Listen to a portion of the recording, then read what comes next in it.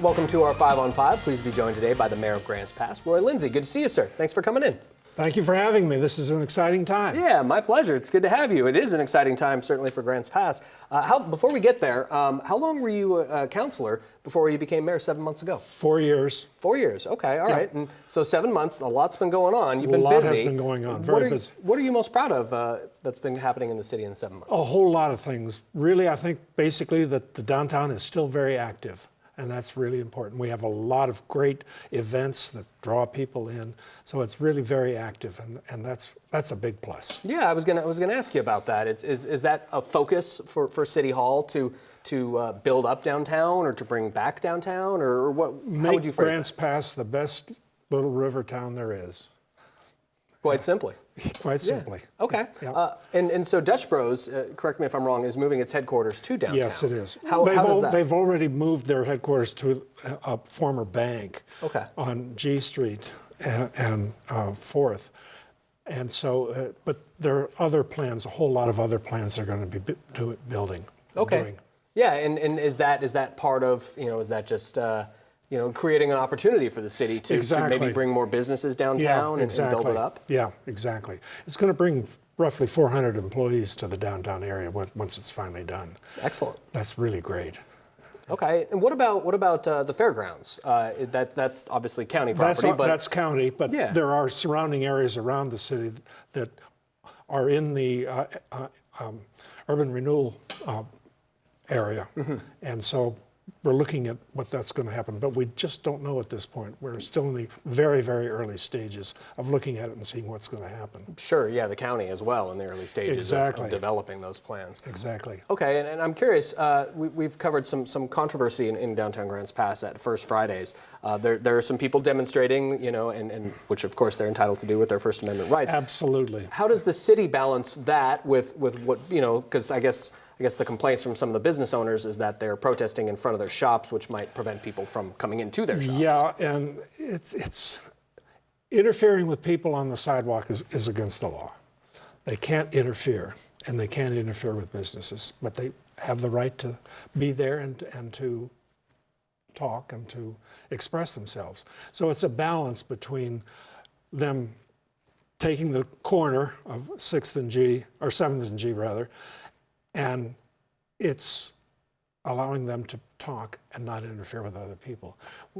Hopefully the conversations that the city has had with them has come to a compromise, and I hope it's going to work.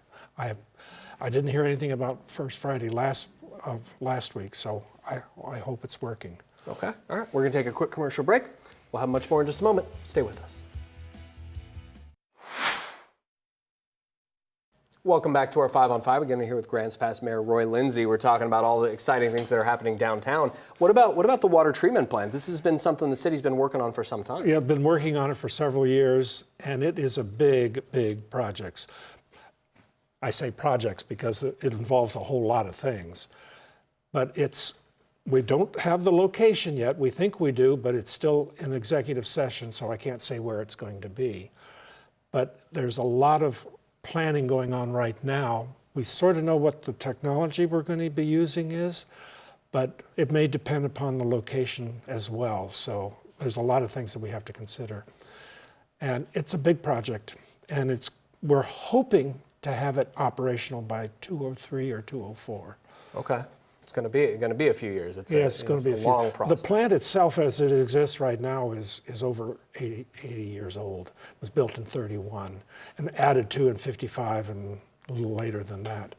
And it's crumbling. It's falling apart. And the equipment inside is old. So it needs to be replaced. We can't replace it in where it is right now. There's just not enough room to keep the plant running and build at the same time. It's just virtually impossible. So that's why we have to find a new site, which adds to the cost a little bit, but rather have it running and have water to the city while the new one is being built. And at the same time, I understand that once the new building is built, we have to run it for a whole year before we can transition over to from the old facility, 100% to the new facility. 100% to the new facility. What about all the all the water lines. I mean, you know, Well, talk about the massive amounts of infrastructure that it has. Does it have to be redone, or you just? No, what happens is we're going to take water from the current intake and pipe it up to the new location, which is hopefully going to be not that far away. And then the treated water, the good water, is brought back down to our central hub, which is there on M Street, right in front of the current plant. Okay.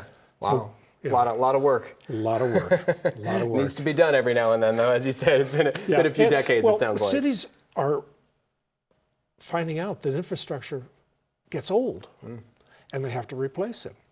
And a lot of the cities that developed their infrastructure in the 50s, 60s, and 70s are now finding that, golly, things get old and they got to be replaced. So a lot of cities across the country are experiencing what we're experiencing. So it's not unique. Okay. Well, it's good to see you. Thank you very much for coming in. It was a Thank you pleasure. very much for having me. Appreciate it, Craig. Thanks for Thank you. coming. Stay with us. We'll be right back.